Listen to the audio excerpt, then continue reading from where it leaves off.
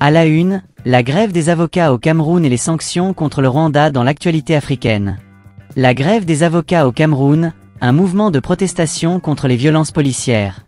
Au Cameroun, la grève des avocats, qui en est à son 3e et dernier jour, continue de faire les gros titres de l'actualité.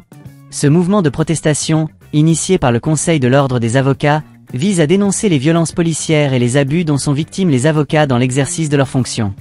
Le site d'informationafrique.com rapporte que cette grève se caractérise par une suspension du port de la robe, un symbole fort pour les avocats qui entendent ainsi marquer leur désapprobation face au traitement qu'ils subissent. Selon Afrique.com, les avocats camerounais dénoncent des violences physiques, barbaries et autres traitements humiliants, infligés par les forces de l'ordre. 2 incidents récents ont particulièrement suscité l'indignation de la profession.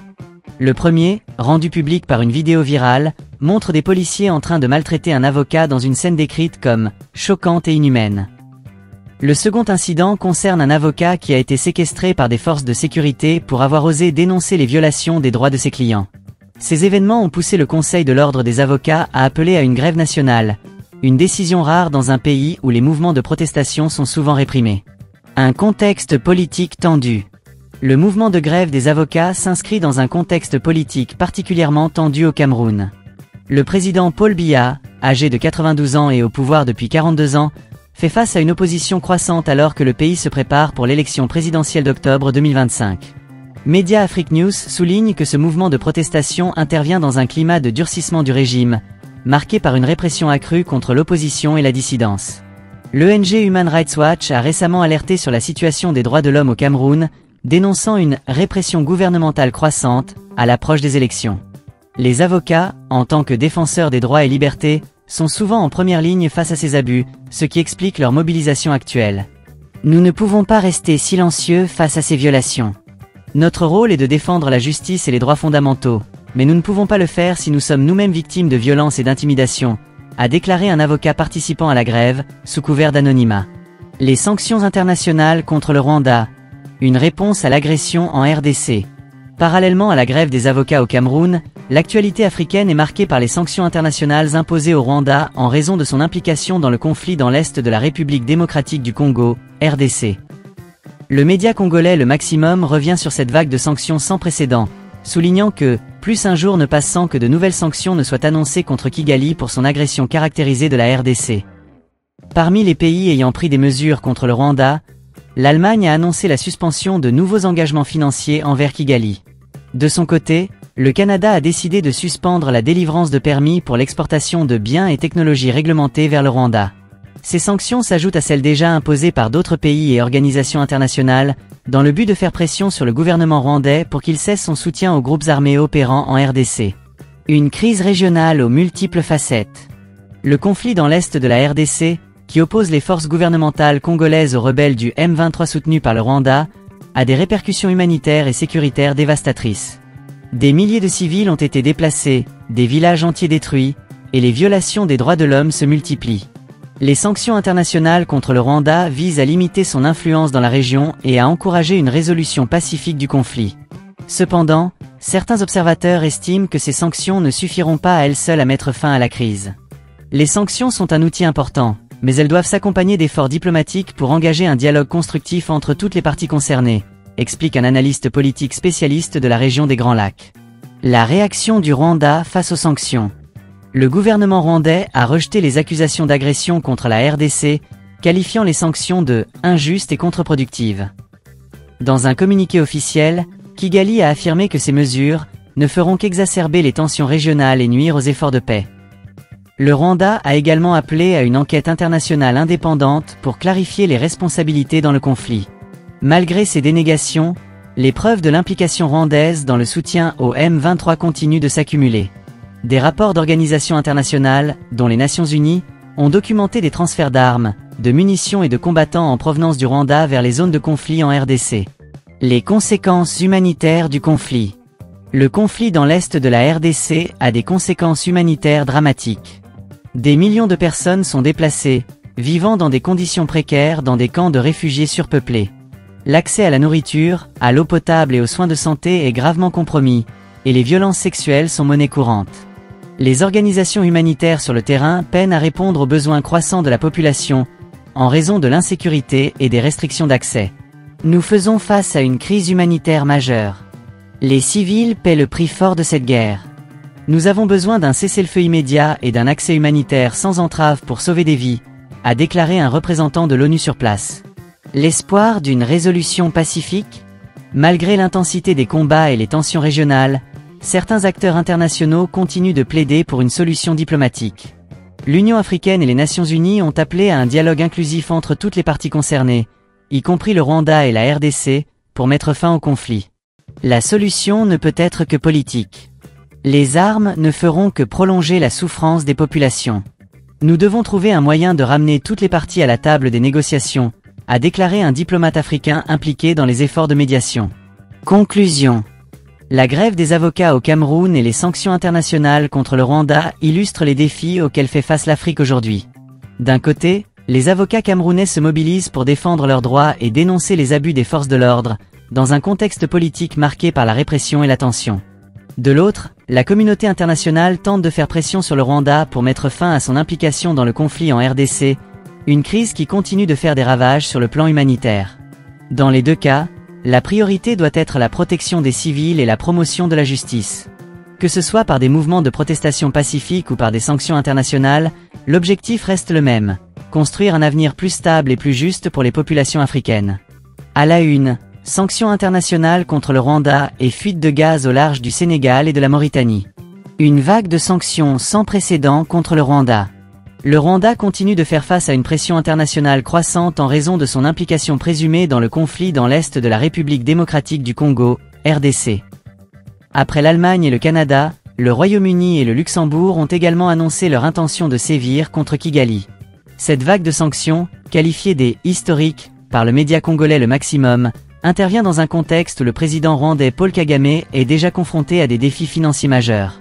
Selon Le Maximum, le Rwanda a un besoin urgent d'environ 120 millions de dollars pour combler le manque à gagner dans le financement du secteur de la santé, suite à la fermeture de l'USAID, Agence des États-Unis pour le développement international, par l'administration Trump. Cette situation financière précaire rend les sanctions internationales encore plus difficiles à absorber pour le gouvernement rwandais. Les sanctions annoncées par le Royaume-Uni et le Luxembourg s'ajoutent à celles déjà imposées par d'autres pays, notamment la suspension de nouveaux engagements financiers par l'Allemagne et la restriction des exportations de biens et technologies réglementées par le Canada. Ces mesures visent à faire pression sur le Rwanda pour qu'il cesse son soutien aux groupes armés opérant en RDC, notamment le mouvement rebelle M23. Les conséquences pour le Rwanda. Les sanctions internationales ont des répercussions économiques et politiques significatives pour le Rwanda. Le pays, qui dépend en grande partie de l'aide internationale et des investissements étrangers, risque de voir ses ressources financières diminuer considérablement. Cela pourrait affecter des secteurs clés tels que la santé, l'éducation et les infrastructures, déjà fragilisés par des années de conflits et de tensions régionales. Le président Paul Kagame, connu pour son leadership ferme et son engagement en faveur du développement économique du Rwanda, se trouve désormais dans une position délicate. Alors que son gouvernement tente de minimiser l'impact des sanctions, les observateurs internationaux estiment que ces mesures pourraient limiter la capacité du Rwanda à jouer un rôle actif dans la région des Grands Lacs. La fuite de gaz au large du Sénégal et de la Mauritanie, une crise environnementale en devenir. Parallèlement à la situation au Rwanda, une autre crise fait l'actualité en Afrique de l'Ouest. Une fuite de gaz sur le champ pétrolier Greater Tortue Ahmeyim, GTA, exploité par la compagnie britannique BP au large des côtes du Sénégal et de la Mauritanie, suscite de vives inquiétudes. Selon le site d'information CNews, cet incident a déclenché une controverse, alors que BP tente de minimiser l'impact de la fuite, tandis que les organisations environnementales tirent la sonnette d'alarme. BP a décrit la fuite comme étant de « faible débit » et ayant un « impact négligeable ». Cependant, Greenpeace Afrique conteste cette version, affirmant que l'incident est bien plus grave qu'il n'y paraît. Cette fuite n'est pas un simple accident, mais la conséquence logique d'une industrie qui privilégie ses profits au détriment des écosystèmes et des populations locales, a déclaré un représentant de Greenpeace Afrique. Les risques pour l'écosystème marin. Le champ GTA abrite l'un des plus grands récifs coralliens en eau profonde de la région, un écosystème fragile et essentiel pour la biodiversité marine. Greenpeace Afrique met en garde contre les conséquences désastreuses que pourrait avoir une fuite de gaz sur cet environnement unique. Un seul déversement peut anéantir des décennies de biodiversité, contaminer la chaîne alimentaire et bouleverser l'équilibre écologique de toute la région, a expliqué l'organisation. Les récifs coralliens jouent un rôle crucial dans la préservation de la vie marine, servant d'habitat à de nombreuses espèces de poissons et d'autres organismes. Une contamination de ces écosystèmes pourrait avoir des répercussions à long terme sur la pêche locale, une activité économique vitale pour les communautés côtières du Sénégal et de la Mauritanie. L'appel à la transparence. Face à cette crise environnementale, le think tank Leg Africa a interpellé le ministère des Hydrocarbures du Sénégal, la compagnie pétrolière nationale Petrosen, ainsi que l'exploitant BP, sur l'urgence d'informer le public. Dans un communiqué repris par Wolfnet, Leg Africa demande des clarifications sur les causes, l'ampleur et les impacts de la fuite de gaz. Il est essentiel que les Sénégalais soient informés de manière transparente sur les risques pour l'environnement marin, la sécurité et la santé des populations, ainsi que les émissions sur le climat, a déclaré un représentant de Leg Africa. Cette demande de transparence intervient dans un contexte où les populations locales expriment de plus en plus leurs préoccupations face aux activités pétrolières et gazières offshore. Les habitants des zones côtières craignent que ces projets ne menacent leurs moyens de subsistance et ne détruisent leur environnement. Les enjeux économiques et environnementaux. Le champ GTA est l'un des projets énergétiques les plus ambitieux en Afrique de l'Ouest, avec des réserves estimées à plusieurs milliards de mètres cubes de gaz naturel. Ce projet, mené en partenariat entre BP, Petrosen et la société mauritanienne SMHPM, représente une opportunité économique majeure pour le Sénégal et la Mauritanie. Cependant, il soulève également des questions cruciales sur l'équilibre entre développement économique et préservation de l'environnement. Les défenseurs de l'environnement insistent sur la nécessité de mettre en place des mesures de sécurité strictes et des protocoles d'urgence pour prévenir les fuites et les déversements. Nous ne sommes pas contre le développement, mais nous exigeons que ces projets soient menés de manière responsable, en tenant compte des impacts environnementaux et sociaux, a déclaré un militant écologiste sénégalais. La réponse de BP et des autorités. BP, de son côté, assure que toutes les mesures nécessaires ont été prises pour contenir la fuite et minimiser son impact.